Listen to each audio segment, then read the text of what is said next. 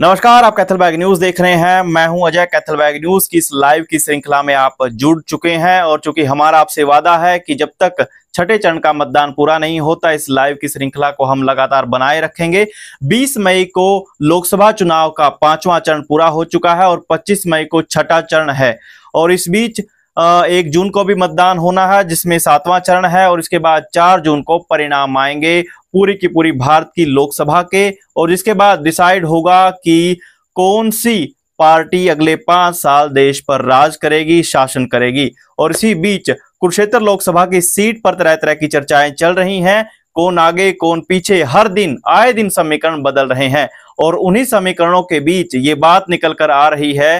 कि फिलहाल इस सीट पर आम आदमी पार्टी का ग्राफ बढ़ता जा रहा है और उसके बढ़ने में बड़ी भूमिका है कांग्रेस की। जी हां, कुरुक्षेत्र लोकसभा की सीट पर जो आम आदमी पार्टी का ग्राफ आज के दिन बढ़ रहा है उसमें एक बड़ी भूमिका कांग्रेस की है और इसमें आने वाले दिनों में इसके क्या कुछ कॉन्सिक्वेंसेस रहने वाले हैं, इस बीच आज की हमारी चर्चा रहेगी कि आने वाले दिनों में इसका क्या कुछ परिणाम कांग्रेस पर भी हो सकता है। क्योंकि हम जानते हैं कि आम आदमी पार्टी की जो कंडीशन है वो हरियाणा में इस लोकसभा चुनाव से पहले कैसी थी, लेकिन आज के दिन कुरुक्षेत्र लोकसभा की सीट पर आम आदमी पार्टी की कंडीशन मजबूत हुई है, वो आगे बढ़ी है और उसमें बढ़ने का मुख्य कारण है कांग्रेस का, कांग्रेस नेताओं का, कार्यकर्ताओं का। लेकिन इस बीच भूपेंद्र सिंह हुड्डा के जो सपने हैं दोबारा से हरियाणा में सीएम बनने के, उस पर भी ग्रहण लगता जा रहा है। आज की पूरी चर्चा इसी पर रहेगी और आपका क्या मानना है आप साथ के साथ इस चर्चा में कमेंट भी कर सकते हैं।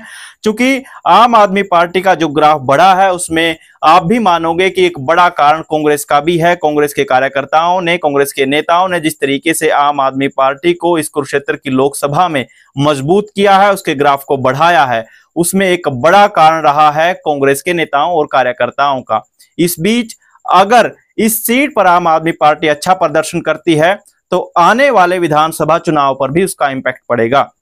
इंपैक्ट इसलिए पड़ेगा क्योंकि आने वाले हरियाणा के विधानसभा चुनाव में अगर इंडिया गठबंधन जो है दोबारा से अपनी उपस्थिति हरियाणा में दोहराता है, खासकर गठबंधन की भूमिका में, तो आम आदमी पार्टी की जो दावेदारी इस वक्त मजबूत हुई है वो हो सकता है कि हरियाणा विधानसभा के चुनाव के दरमियान भी जो है सीटों के बंटवारे को लेकर अपनी पेशकश जो है अच्छी रखेगी आम आदमी पार्टी। और उस बीच हो सकता है कि हाईकमान को, क्योंकि कांग्रेस हाईकमान को सीएम के चेहरे बदलने पर भी मजबूर होना पड़ सकता है, क्योंकि फिलहाल हरियाणा में कांग्रेस का मतलब हुड्डा है और हुड्डा का मतलब कांग्रेस है। लेकिन आने वाले दिनों में जिस तरीके से आम आदमी पार्टी का जो ग्राफ है कुरुक्षेत्र लोकसभा की सीट पर आगे बढ़ा है, उसमें एक तरीके से कांग्रेस की भूमिका है और आने वाले विधानसभा चुनाव के दिनों में भी उसका इंपैक्ट देखने को मिल सकता है।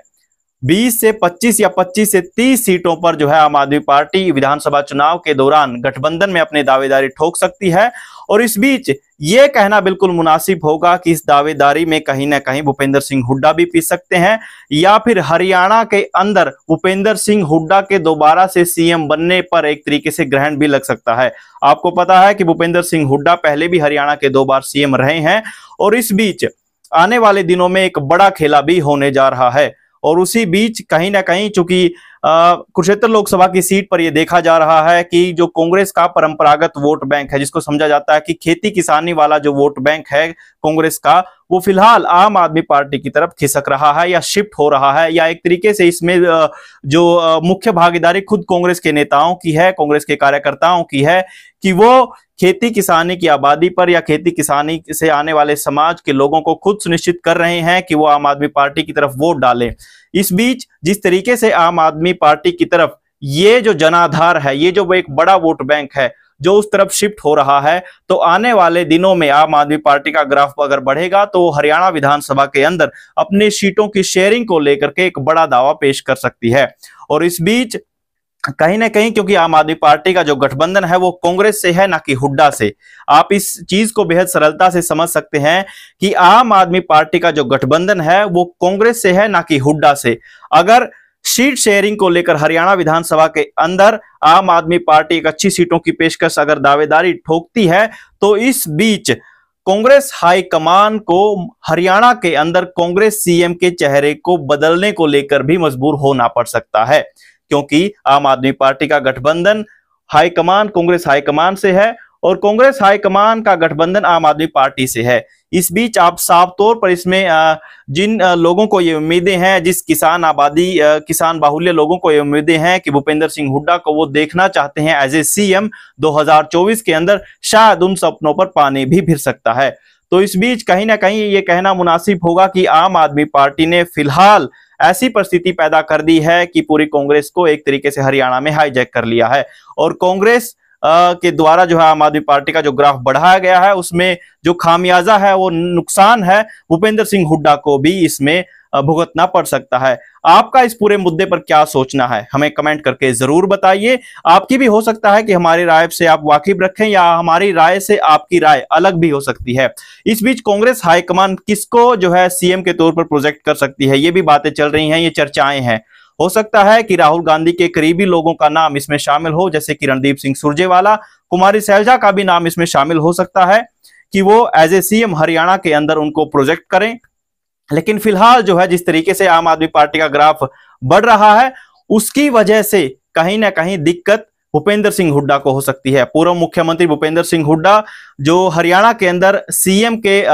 सपने हैं उनके, दोबारा से सीएम वो बनना चाहते हैं, लेकिन कहीं ना कहीं आम आदमी पार्टी का बढ़ता ग्राफ या कांग्रेस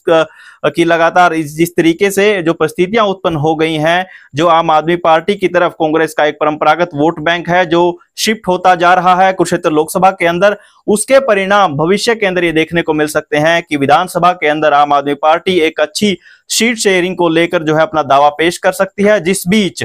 जो है कांग्रेस हाईकमान को अपने सीएम चेहरे को बदलने पर राजी होना पड़ सकता है। फिलहाल आपका इस पूरी चर्चा के बीच क्या सोचना है, हमें कमेंट करके जरूर बताइए। और कैथल बैग न्यूज की ये लाइव की श्रृंखला हमेशा जारी रहेगी और छठे चरण के चुनाव में देखना होगा कि कौन सा प्रत्याशी जो है इस कुरुक्षेत्र लोकसभा की सीट पर बाजी मारता है। आप भी अपने अनुमान के अनुसार कमेंट कर सकते हैं। फिलहाल कैथल बैग न्यूज की चर्चा में इतना ही।